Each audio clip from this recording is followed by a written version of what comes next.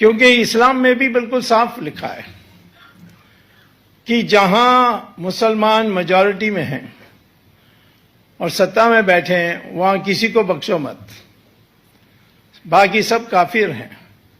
चंद को छोड़ दें नीच काम करने के लिए और बाकी जो है उनको कह दें सीधा कि धर्म परिवर्तन करके मुसलमान बन जाओ, वरना तुम काफिर होते हुए तुम्हारे अंत कर देंगे। ये तो साफ लिखा है और उसको दारुल इस्लाम कहते हैं।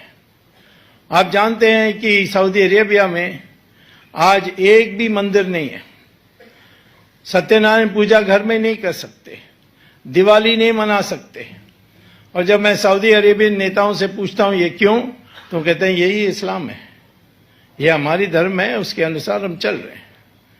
और कोई भी हिंदुस्तान से जो वहां तो लगभग 20 लाख लोग काम नौकरी कर रहे हैं, उनके लिए इन्हीं घर के अंदर भी वो मना नहीं सकते सत्यनारायण पूजा, तो किस हालत में रहते हैं। एक को तो 7 साल जेल जाना पड़ा क्योंकि उसने रामचंद्र जी का फोटो पॉकेट में रखा और वो पता लग गया था। तो इसी प्रकार से 51 मुसलमान मेजॉरिटी देश हैं, उसमें सब में इसी प्रकार से चल रही है।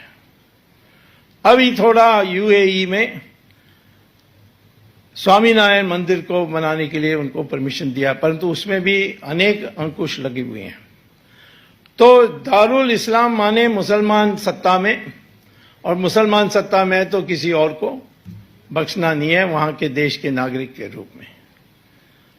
फिर मोहम्मद ने यह भी कहा कि दारुल हरब है, जहां मुसलमान मेजॉरिटी में नहीं, सत्ता में नहीं है, वहां क्या करना चाहिए।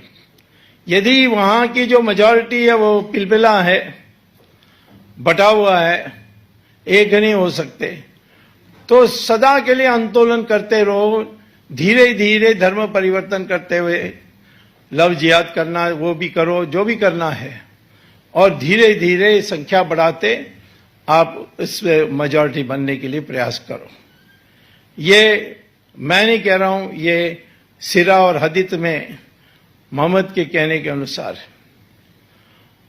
और तीसरा उन्होंने कहा दारुल अहद, जहां मेजॉरिटी संगठित है और वो कभी भी माइनॉरिटी को पीट सकती है, तो वहां सलाह क्या दिया उन्होंने, मोहम्मद ने, उन्होंने ये सलाह दी कि वहां सरेंडर कर जाओ, जो कहते हैं मान लो, बुर्का नहीं पहनने कहे मत पहनो, और कहो कि वहां आप जोर से यानी मस्जिद से नमाज के लिए आसान नहीं हो सकता है, नहीं करो, सरेंडर करो।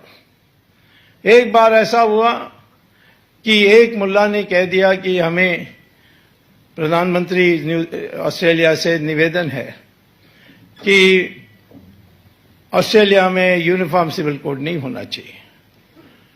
तो तब प्राइम मिनिस्टर ने जवाब दिया कि आपको यूनिफॉर्म सिविल कोड नहीं पसंद है और आपको शरिया चाहिए तो दूसरा देश ढूंढ लो। और उसी के बाद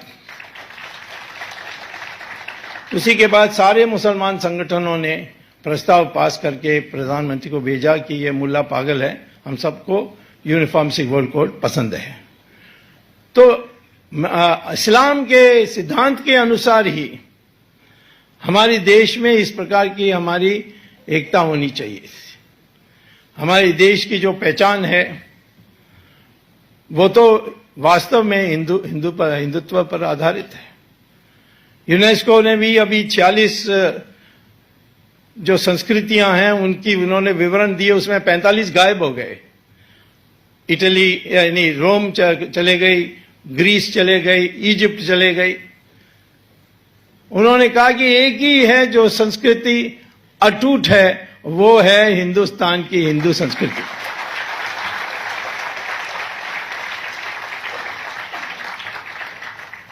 तो इसीलिए मैं आज ये पूछने चाहता हूं कि 1947 में हमने सीधी बात कहनी चाहिए थी, इस देश में मुसलमान रहना चाहते हैं, रहने चल सकते हैं, परंतु आपका धर्म जो है वो इस्लाम हो सकता है। हम तो मानते हैं कि सब धर्म से भगवान प्राप्त हो सकता है।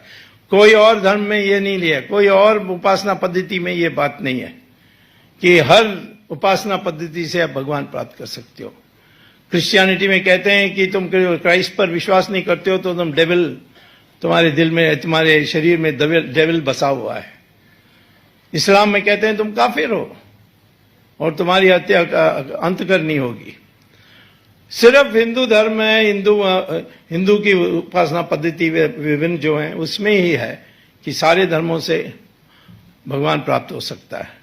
हाँ, ये हम नहीं कहते हैं कि सब धर्मों से उसी स्पीड से प्राप्त हो सकता है। हम समझते हैं सबसे ज्यादा हिंदू से ही हम जल्दी पहुंच सकते हैं। लेकिन ये होते हुए हमें उस समय स्पष्ट कर देना चाहिए कि हमारी अपनी विभिन्नता हो सकती है उपासना पद्धति में, परंतु संस्कृति में कोई फर्क नहीं होगी। और यही है, मैं देखता हूं कि बाकी कारण नहीं है तो मुसलमान भी ये मान लेता है। इंडोनेशिया में मैंने देखा है, उनका एयरलाइन का नाम है गरुड़ा, यहां एयर इंडिया, और वहां अनेक संस्कृत नाम जगह जगह में।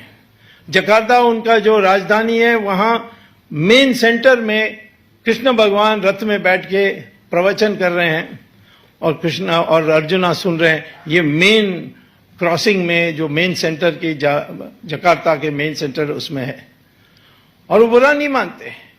एक बार मैं एक कॉन्फ्रेंस में गया था, मेरे बगल में, जब मैं मिनिस्टर था तो मेरे बगल में बैठे थे इंडोनेशिया का फाइनेंस मिनिस्टर, और क्योंकि इंडोनेशिया आई से है और इंडिया भी आई से, तो बगल में बैठाते हैं। इजराइल भी इस तरफ था।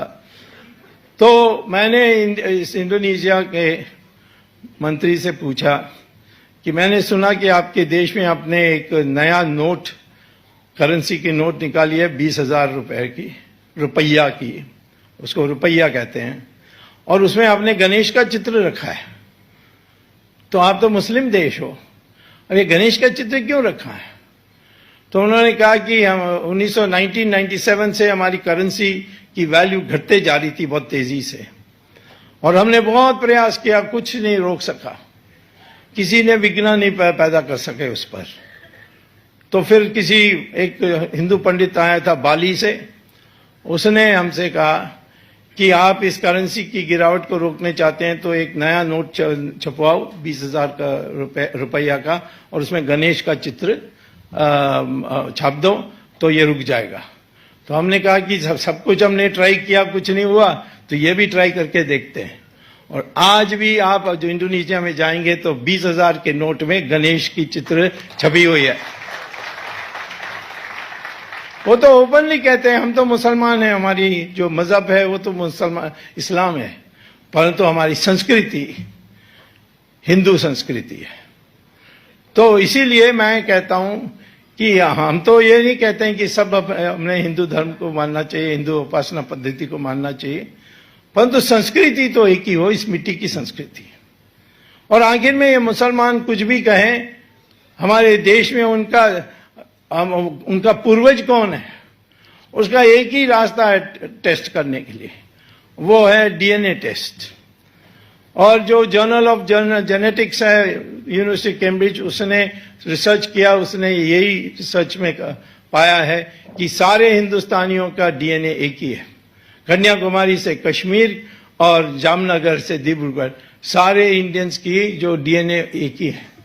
किसी का रंग अलग हो सकता है, धूप के निकट में है तो थोड़ा काला होगा, और बर्फों के हिमालय में रहोगे तो उतना काला नहीं होगा। इस प्रकार से फर्क हो सकती है, परंतु जो डीएनए है वो जो आपकी पैदावार के टाइम पर फैसला करती है आप किस प्रकार के व्यक्ति होंगे, वो एक ही है।